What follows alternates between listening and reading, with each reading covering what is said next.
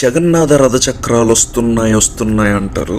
ఎందుకు తెలుసా? ఈ పూరిలో ఉండే ఆ జగన్నాథ స్వామి అంత పవర్ఫుల్ అండ్ అక్కడ జరిగే ఆ రథయాత్రకు కూడా అంత ఇంపార్టెన్స్ ఉంది. సాక్షాత్తు దేవుడే 9 రోజుల పాటు బయటికి వస్తారు పూరిలో.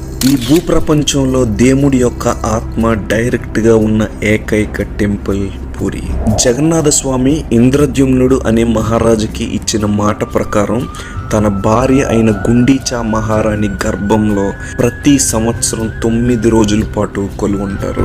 ఆ టైంలోనే జగన్నాథ స్వామిని తన మెయిన్ టెంపుల్లో నుంచి బయటికి తెచ్చి రథాల మీద ఊరేగిస్తూ దగ్గరలో ఉన్న గుండీచా టెంపుల్లో పెడతారు.